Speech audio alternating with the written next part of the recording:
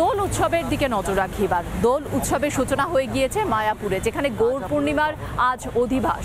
আর সেই অধিবাসের জায়গা থেকে আমাদের প্রতিনিধি কৃষলয় তুলে ধরছেন একের পর এক উৎসবের ছবি। বিশেষ প্রতিবেদন। হরে কৃষ্ণ কৃষ্ণ কৃষ্ণ হরে হরে, হরে রাম রাম রাম হরে হরে। চৈতন্য মহাপ্রভু বলতেন প্রসাদ সেবন করা অত্যন্ত গুরুত্বপূর্ণ। এবং আমার ঠিক পিছনে যে দৃশ্য দেখাবো, প্রথমেই এখানে মাতাজিরা রান্না বান্নার প্রস্তুতি শুরু করে দিয়েছেন। বহু লক্ষ লোকের জন্য এদিকে যেমন কুটনো কাটা হচ্ছে, তারই সঙ্গে সঙ্গে আমি দেখাবো একদিকে যেমন কুটনো কাটা চলছে, আরেকদিকে যেখানে রান্না হচ্ছে। সবাই একসাথে হরে কৃষ্ণ। যারা রান্না করছেন এখানে দেখো এত বড় ড্রাম, এই ড্রামে খিচুড়ি প্রসাদ রয়েছে এবং ঠিক তার পাশে এই যে বিরাট বড় কড়া, মানে এরকম কড়া, এত বড় কড়া আমি দেখিনি, সেখানে রান্না চলছে। পিছনে আরো একটি কড়া রয়েছে, সেখানেও রান্না চলছে, সেখানে জল দেওয়া হচ্ছে। এখানে কয়েক লক্ষ ভক্ত প্রতিদিন প্রসাদ খান এবং তার ঠিক পিছনে এখানে পাঁপড় ভাজা হচ্ছে। খিচুড়ি পাঁপড় ভাজা সম্ভবত রয়েছে আজকের মেনুতে। এখানে পাঁপড় ভাজা হচ্ছে, কয়েক লক্ষ ভক্তের জন্য পাঁপড় ভাজা হচ্ছে। আমি এখানে কথা বলে নেব যারা ব্যবস্থাপনায় রয়েছেন এবং যারা ব্যবস্থা করছেন। এখানে সমস্ত কিছু কিভাবে সামলাচ্ছেন, কত লোক প্রসাদ পাচ্ছেন? আমরা প্রতি বছর এই যে উৎসব গৌর পূর্ণিমা, এর জন্য আমরা লক্ষাধিক লোকের জন্য অ্যারেঞ্জমেন্ট করে থাকি। প্রতিদিন সকাল 9টা থেকে সন্ধ্যা পর্যন্ত যত লোক আসবে সবাইকে আমরা এইভাবে খিচুড়ি, অন্ন, পাঁপড়, চাটনি আর পরমান্ন, আর দেশ বিদেশে সব দেশ থেকে মানুষ সমস্ত যে এরপর আর এটা কিছুই নয়, লক্ষ লোকের ব্যবস্থা করা হয়েছে। যত লোক আসবেন এখানে প্রসাদ পাবেন সম্পূর্ণ বিনামূল্যে। 280 জন শুধু সেবা করছেন। আচ্ছা, আর 280 জন এই সমস্ত রান্না করছেন না? রান্নার জন্য রান্নার আলাদা লোক আছে, সেবা প্রসাদ পাচ্ছেন ভক্তরা, সেই জায়গাটা দেখাই।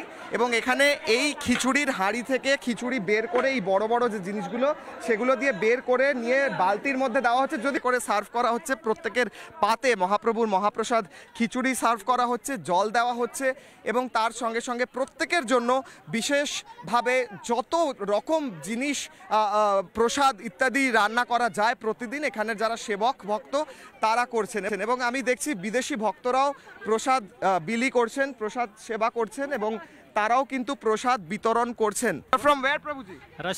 Russia. So you are serving, how are you feeling? কেমন লাগছে? Very nice service.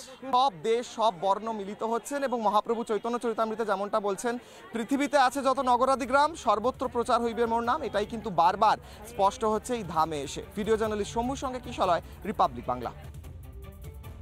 রসিক গৌরাঙ্গ প্রভু ইস্কন মায়াপুরের মুখপাত্র এবং তিনি আমাদের জানাবেন, প্রভু এইবার কত ভক্তের ভিড় হলো?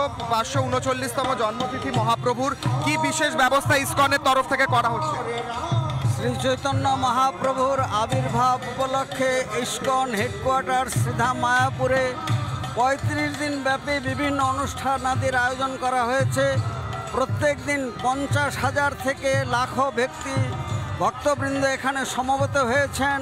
ইস্কন মায়াপুর এখন একটা মিনি ওয়ার্ল্ডে পরিণত হয়েছে।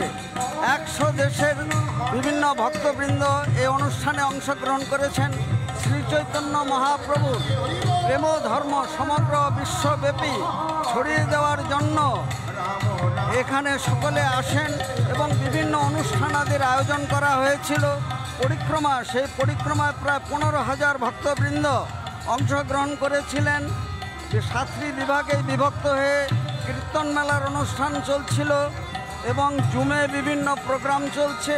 সব মিলিয়ে বসুধৈব কুটুম্বকম সমগ্র বিশ্ব এখন ইস্কন পরিবারে পরিণত হয়েছে। এবং আমরা মহাপ্রভুর কাছে প্রার্থনা করি, হিংসা নয়, দেশ নয়, দ্বন্দ্ব নয়, আসুন চৈতন্য মহাপ্রভু আচণ্ডালে যে হরিনাম বিতরণ করেছিলেন, সেই হরিনামে সমগ্র বিশ্বকে প্লাবিত করে দিন। হিংসা, দেশ দূর হয়ে যাবে এই বিশ্বাস রাখি। অনেক ধন্যবাদ। আমাদের সঙ্গে ছিলেন রসিক গৌরাঙ্গ প্রভু ইস্কন মায়াপুরের মুখপাত্র। এক এক একটা জায়গা থেকে বারবার এই ভোটের যখন একেবারে দোরগোড়ায় আমরা পৌঁছে গিয়েছি, 26-এর ভোটের আর কিছুদিন মাত্র বাকি, একেবারে হাওয়া গরম, তার মধ্যে থেকেই আমরা দেখতে পাচ্ছি ভুতুড়ে ভোটার বিভিন্ন জেলায়। এবার দেখা যাচ্ছে হুগলির আরামবাগে, সেখানেও বহু ভুতুড়ে ভোটারের মিল বা এখানে হিসাব পাওয়া যাচ্ছে। সেখানে প্রচুর ভুতুড়ে ভোটার সামনে উঠে আসছে, কেউ মৃত, কেউ জীবিত নয়, কারোর কোনো অস্তিত্বই নেই। কি চলছে দেখুন।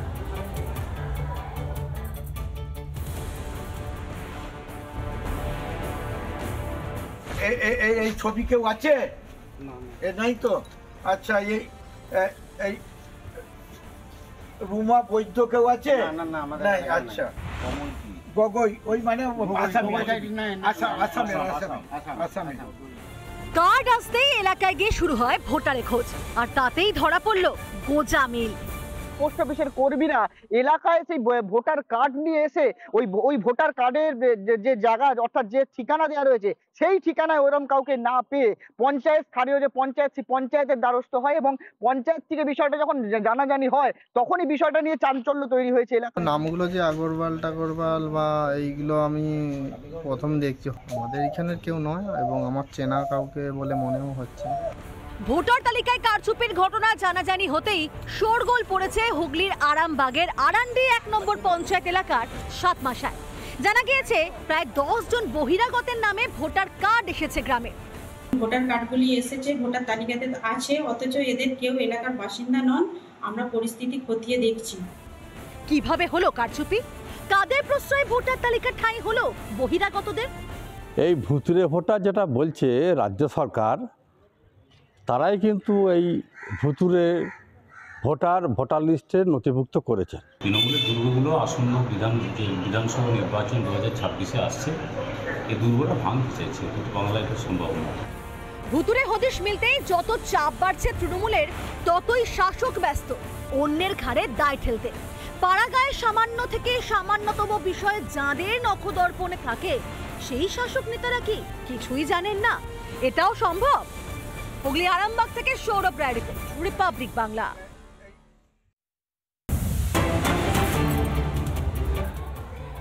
এই মুহূর্তে যে খবরের দিকে নজর রাখবো, আবাসে কাটমানি দেওয়া হয়নি, সেই জন্য তৃণমূলের বিরুদ্ধে মারধরের অভিযোগ করছেন সেখানকার বসিরহাটের স্থানীয়দের একাংশের তরফ থেকে। কি অভিযোগ উঠে আসছে শুনুন।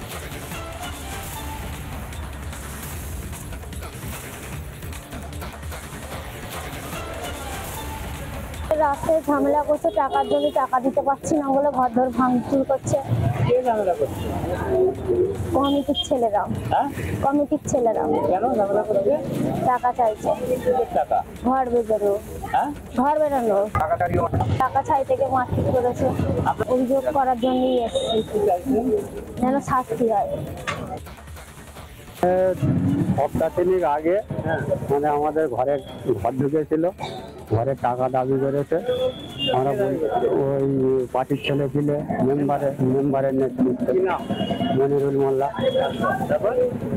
আমরা বলেছি মানে টাকা দেবো, ওই অ্যাকাউন্ট বন্ধ আছে, টাকাটা তুলে দেবো। তারপর মানে ওরা বাড়ি গিয়ে ভাঙচুর করলো। ভাঙচুর করার পরে আমরা তো মানে মারার হওয়ার ভয়তে মানে বেরোয়নি, অনেক লোকজন ছিল, ঘরে দৌড় দিয়ে সব ছিলাম। তারপর কমপ্লেন করেছিলাম, দিয়েছি 5,000 টাকা দিয়েছি। 5,000 টাকা দিয়েছি, দিয়ে এখনো দাবি করছে, এখনো 2,000 টাকা দাবি করছে। এই নিয়ে কি বলছে স্থানীয় তৃণমূল এবং বিজেপি নেতৃত্ব, শুনুন। হাড়োয়াতে বিভিন্ন বিষয় নিয়ে অরিজিনাল যারা তৃণমূলের কর্মী তারা কিন্তু কেস খাচ্ছে। কখনো শ্লীলতাহানির কেস, কখনো কাটমানির কেস, কখনো ধর্ষণের কেস, এই ধরনের কেস খাচ্ছে। ফলে এটা আমার মনে হয় কনস্পিরেসি ছাড়া অন্য কিছু না। এর সঙ্গে মেকি কিছু তৃণমূল এবং বিজেপি, ভাইজান মানে আইএসএফ, সিপিএম, এদের চক্রান্ত ছাড়া অন্য কিছু এতে আছে বলে মনে হয় না। এটা কেবলমাত্র একটা পারিবারিক সমস্যা, অন্য কিছু না। আমরা কি ধরে নিতে পারি যে মাননীয় মুখ্যমন্ত্রীর তার দলের প্রতি কোনো অনুশাসন নেই? আর যদি তা নাই হবে, তাহলে হাড়োয়ায় যে নেতার বিরুদ্ধে অভিযোগ হয়েছে, সেই নেতার বিরুদ্ধে তদন্ত হোক এবং উপযুক্ত শাস্তি পাক। না হলে বুঝবো মাননীয় দ্বিচারিতা করছেন পশ্চিমবঙ্গবাসীর সাথে। রানীবাঁধের 12 মাইলে জঙ্গলে ভয়াবহ অগ্নিকাণ্ড, সেই ছবি আমরা দেখাচ্ছি। রানীবাঁধের সেই জঙ্গল জ্বলছে, রাতভর আগুন নেভানোর চেষ্টা করা হয়েছে, কিন্তু যেভাবে আগুন লেগে যায় তা দ্রুত ছড়িয়েও পড়ে, বিশাল এলাকা জুড়ে এই আগুন ছড়িয়ে পড়ে, যার ছবি এখনো আমরা দেখাচ্ছি। আমরা যে ছবি দেখাচ্ছি রানীবাঁধ এলাকার স্থানীয় লোকজন কি বলছেন এবং বন দপ্তর কর্মীরাই বা কি বলছেন, শুনুন। প্রত্যেক বছরই দেখছি এবং নিজেও এই সব সচেতনতামূলক কাজে লিপ্ত আছি। বারবার চেষ্টা করা হয়, প্রত্যেক বছর চেষ্টা করা, আজ ধরে দেখুন 5-6 বছর ধরে চেষ্টা করা হচ্ছে এই যে জনসচেতনতা আরও বাড়ানোর, আরও কিছু সচেতন হোক, জঙ্গলের আগুন লাগানোটা একটু এই মানে কালচারটা একটু বন্ধ করার একটা ব্যবস্থা চেষ্টা করা হয়েছে। তাহলে এখন দেখে দেখে এখন অভ্যস্ত হয়ে গেছে, এখন আর কিছুই মনে হয় না। আর এই জন্যই খারাপ লাগে ব্যাপারটা যে জঙ্গলে তো প্রচুর জীবজন্তু আছে না, এখানটাতে এখনো হরিণ এখনো দেখতে পাওয়া যায় মাঝে মধ্যে, তাদের এই এখন অবস্থা দেখলে মনে হয় একটু খারাপ লাগে বটে। ওই এই জন্য সরকারকে আরও একটু দায়িত্ব নিয়ে কাজগুলো করলে মনে হয় এটা ভালো হয়। অনেক ওষুধি গাছ আছে, অনেক ফলমূল আমাদের নষ্ট হয়ে যাচ্ছে, গাছ নষ্ট হয়ে যাচ্ছে, পাখির বাসা নষ্ট হয়ে যাচ্ছে। এই যে হরিণ আছে, সুজারু আছে, শুয়োর আছে, এরকম অনেক জন্তু যেমন খরগোশ আছে, এগুলা আস্তে আস্তে আমাদের এখান থেকে তো ওরা পালিয়ে যাবে আর কি। মানে এটাই আমি একটা সংবাদ দিই, যাতে কেউ যেমন জঙ্গলের মধ্যে আগুন না লাগায়। আমরা জঙ্গলের মধ্যে কখনো আগুন লাগাবো না। এই যে মহল কুড়াবার জন্য বলছে যে পরিষ্কার করছে আর কি, এটা মহল তলাটাকে যদি একটু পরিষ্কার করে ওরা মহল কুড়ায় তাহলে আর ক্ষতিটা কি। আমরা দেখাচ্ছি একই সঙ্গে রানীবাঁধের জঙ্গলে আগুন এবং গতকাল বলরামপুরে যে ভয়াবহ আগুন লেগে যায়, সরকারি ডাস্টবিন থেকে সেখানে আগুন ছড়িয়েছে বলে দাবি এলাকাবাসীর। পুরুলিয়ার ঘটনা এবং আজকে রানীবাঁধের জঙ্গলে যেভাবে আগুন ছড়িয়ে পড়েছে, আগুন রাতভর নিয়ন্ত্রণের চেষ্টা করা হলেও শেষ পর্যন্ত আমরা এখনও দেখছি যে আগুন জ্বলছে। এবং স্থানীয়রা যে কথা বলছেন যে প্রচুর জঙ্গলে প্রচুর জীবজন্তু রয়েছে, গাছপালা রয়েছে, সেগুলো যেভাবে ক্ষতি হচ্ছে তাতে করে তারা রীতিমতো মর্মাহত।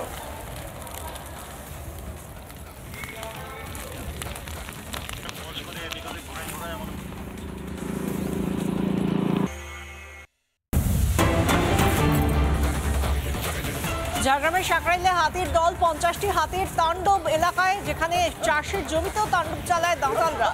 ঝাড়গ্রামের সাঁকরাইলের ছবি, যেখানে দাঁতালদের দল আমরা দেখতে পাচ্ছি, সেখানে 50টি দাঁতালের তাণ্ডব, চাষের জমিতেও তাণ্ডব হাতির পালের। লণ্ডভণ্ড করে চাষের জমি, সেখানে এই 50টি হাতির দল রীতিমতো তাণ্ডব চালিয়েছে। সাঁকরাইলের ছবি, 50টি, অন্ততপক্ষে 50টি হাতির পাল বলে জানা যাচ্ছে।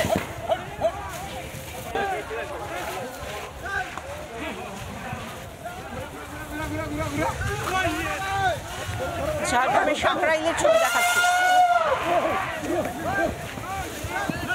লোকালয়ে হাতির পাল, 50টি দাঁতালের তাণ্ডব, চাষের জমি থেকে লোকালয়, সর্বত্র তাদের দাপাদাপি।